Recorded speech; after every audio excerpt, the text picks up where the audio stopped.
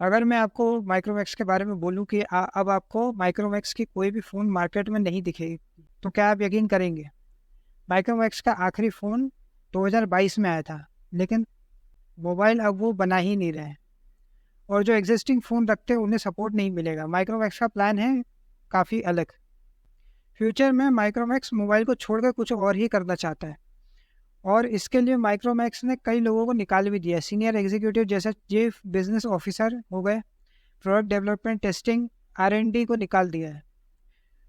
अब माइक्रोमैक्स जो comeback expect कर रहा था, अब वो कमबैक कभी नहीं कर पाएंगे। अब ऐसा क्या हो गया माइक्रोमैक्स के साथ? अब माइक्रोमैक्स आगे चल के क्या करने वाली है, और उसमें सब सक्सेसफुल होगी या नहीं, इस बारे में बात करेंगे। माइक्रोमैक्स एक ऐसा ब्रांड था जो इंडियन ब्रांड था, लेकिन बहुत पॉपुलर था।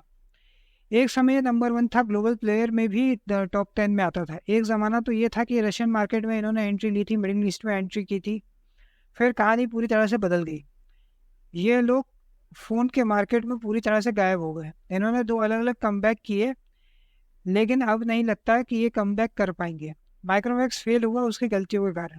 माइक्रोमैक्स ने शुरुआत से ही शॉर्टकट अपनाया, और बाहर से ये फ़ोन बनवाते थे और रीब्रांड करते थे और यहाँ पर बेचते थे। ये कंसेप्ट शुरू में बहुत चला, क्योंकि शुरुआत में जो कंपनी भारत में थी, Nokia, Motorola, Sony Ericsson, HTC और सैमसंग, इनके प्रोडक्ट्स महंगे थे। सस्ते में एक अच्छा प्रोडक्ट चाहिए था। अब इस कंपनी ने चाइना से सस्ते प्रोडक्ट उठाकर इंडिया में बेचना चालू कर दिया। उस समय 10,000 के अंदर एंड्रॉयड फ़ोन पॉसिबल नहीं था। ये लोग नए नए फीचर्स ला रहे थे और इंडियन कंज्यूमर्स को एक अच्छा प्रोडक्ट मिल रहा था। जहाँ उसे अच्छा प्रोडक्ट मिलेगा वो वहाँ जाना चाहता था। यही कहानी चाइनीज़ कंपनी ने सीखी। उन्होंने सोचा कि माइक्रोमैक्स दूसरी कंपनियों से हमारा ही माल लेकर वहाँ बेच रहा है, तो क्यों ना हम भी वहाँ पे एंटर कर जाएं। इसलिए 2014 में शाओमी और बीबी के ग्रुप ने इंडिया में ऑफिशियली एंट्री ले ली, और ऐसी एंट्री लेते हैं कि पूरे मार्केट को हिला देते हैं। शाओमी ऑनलाइन में फोकस करता है, बीबी के ऑफलाइन में फोकस करता है। और अगर क्वालिटी की बात करें तो इनके प्रोडक्ट्स की क्वालिटी बहुत ही अच्छी रहती है। ये लोग R&D पर इन्वेस्ट करते हैं, काम करते हैं, और मार्केट में ऐसा प्रोडक्ट लाते हैं जो मार्केट में टोटली कम्पिटिटिव होता है। माइक्रोमैक्स ने खुद की R&D नहीं की, इंडियन कंज्यूमर के हिसाब से प्रोडक्ट नहीं बनाया, जबकि चाइनीज़ कंपनी इंडियन कंपनी के हिसाब से प्रोडक्ट बनाती थी। चाइनीज़ कंपनी ने ज़्यादा इन्वेस्ट किया इंडिया में मैन्युफैक्चरिंग करने के लिए। चाहे हम बात करें ओप्पो के प्लांट की, वीवो के प्लांट की, यहाँ पर ज़्यादा इन्वेस्ट किया ताकि इंडिया में फ़ोन्स बनाए जा सके।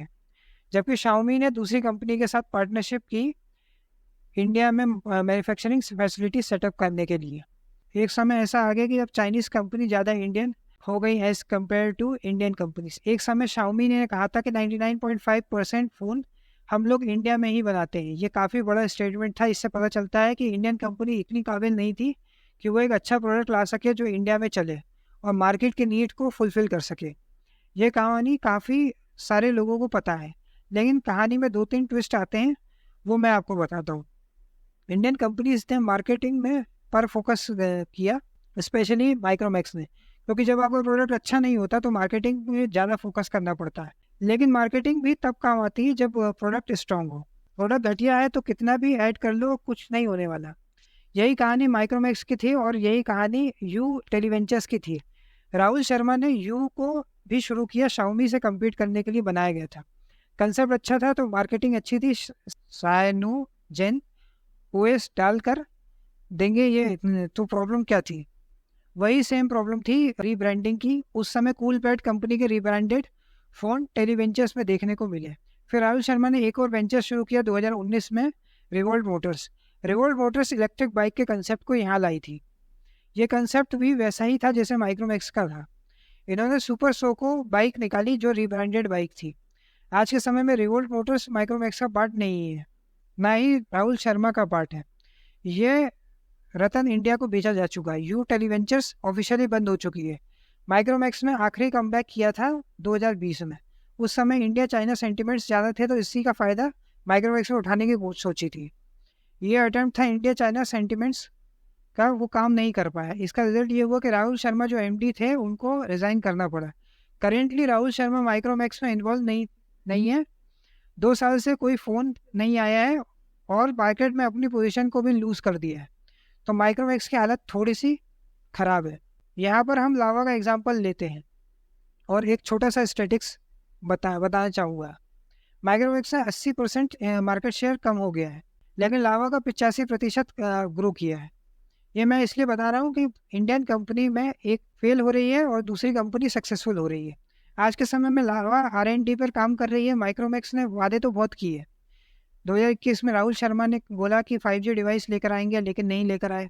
ये लोग R&D में इन्वेस्ट करेंगे, लेकिन इस बारे में कोई इन्फॉर्मेशन नहीं है। अब माइक्रोमैक्स का पाथ पूरी तरह से बदल चुका है। जैसे कंपनीज लावा जैसी companies after sale service, manufacturing और सॉफ्टवेयर के अंदर हर जगह काम कर रही है, जो किसी को खरीदने के लिए भी कही जा सकती है। तो ये थी केस स्टडी माइक्रोमैक्स की। आप इस बारे में क्या सोचते हैं कमेंट करके बताइए। उम्मीद है इस वीडियो ने आपकी लाइफ में कुछ वैल्यू एड की होगी। अगर ये वीडियो आपको पसंद आया तो इस वीडियो को लाइक करें, शेयर करें और नंबर 1 केस स्टडी चैनल को सब्सक्राइब करें। लेटेस्ट नोटिफिकेशन के लिए बेल आइकन को दबाना ना भूलें। धन्यवाद।